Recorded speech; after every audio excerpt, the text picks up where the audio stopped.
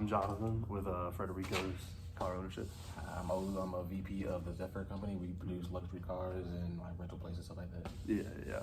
So you're interested in our company? I am trying to expand, trying to get, like I said, we do luxury cars and we're thinking of building like a new frontier for that. And we think that your company would integrate your company into ours would be a really good startup for us. Yeah. It seems like our companies mesh well together.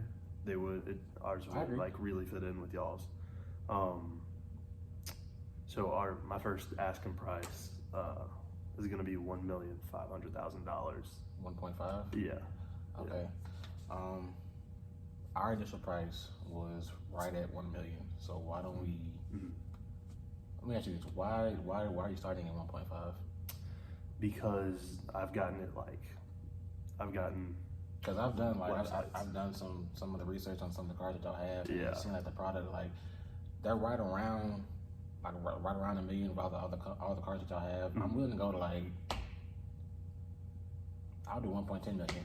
I mean that's already $10,000 over what the board of directors above me has approved. So I feel like 1.10. I know you're coming from 1.5, but feeling that the value of the car is already right around $1 million, I feel like 1.10 is like a really fair number. Well, the thing is, like the area we're in, it's a very high profile area, so it's a really good place to start in, like if you're moving from here for this thing. And we have a fleet of 15 cars, and like our value of the cars is around that much, what you said. But then we also have like our list of clientele that you'd also be getting, and so that's also pretty valuable. Like the people that are going to be your customers, Right. And I'm sorry to cut you off, but no, you're good. Here's the thing about Zephyr, like we also bring in a very high clientele list. Like we host NBA players, NFL players, all kind of superstars and like celebrities from all over the world. So Zephyr's already a high profile type of thing. I'm not saying, for lack of a better phrase, I'm not saying that we don't need you, but I'm saying like we already bring a high clientele list ourselves. So I feel like even if we were to walk away not integrating yours, it's not like we would necessarily lose a value, of a high value, because we already have some people. So I feel like, are you willing to come down from 1.5? Like, I mean, I've gone to 1.10. Like, what would? Yeah, I'd be willing to go. Just a first like drawback. I'll say like 1.35. 1.35. Yeah. So combining our two companies, being that we both have high clientele list, what makes you think that your clientele list is more valuable than mine?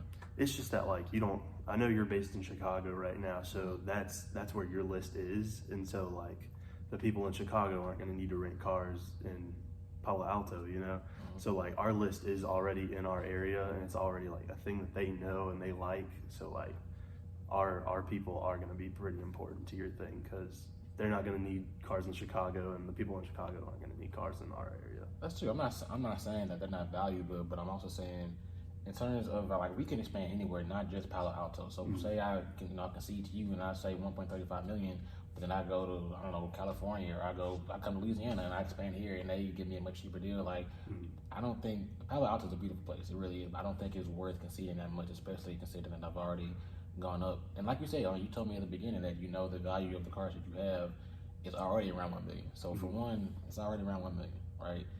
You have a clientele list that you believe, adds the value, and I can respect that. But at the most, I mean, that clientele list is only going to add, up with a value of like 10 to 20 million. I don't think a 30 million jump is worth that much, especially considering that we also come into with our own high clientele list. So, is there anything else we can like look at other than just the company? Like, is there anything in Chicago? I'm looking at it as to do or anything like that. I'm looking at it as a strict numbers thing. Like, I don't want to overvalue for the cars plus the clientele list. At the very, very highest I'll go is 1.15. I feel that's the highest you'll go. I feel that's fair, because especially considering I'm already $15 million above what the car is worth. So at this point now I'm just making $15 extra million just off of like clientele and location, which I can get anywhere else. I feel like $15 million just throwing away to your personnel and location is like a more than fair offer. Now, if you can't, agree with that, I can respect that. But how about, because this is like something I've built since I was 20 years old, and clientele list, like people I've like drawn to our company, like they are loyal with us. That clientele list. the fleet of 15 like luxury vehicles. How about 1,265,000? 1,265,000 Yeah, as opposed to 1.15. yeah. I can't do that. That's over $10 billion Can't extra. do that. All right. Is there anything else we can do? Is there anything outside of just the price that can make you want to come up? I feel like our gaps are just a little bit too wide. I don't think we're going to be able to come to that's an $11 million worth of gap to make up. You've already come down what $20 million. Yeah. I mean, I've already gone up $10, $15 million myself, $15 million myself. So. All right. Well, it looks like we can't make a deal then. We can make a deal then. Hey. Alrighty. Sorry about that. It is what it is, man. Hey. Thank you for your time.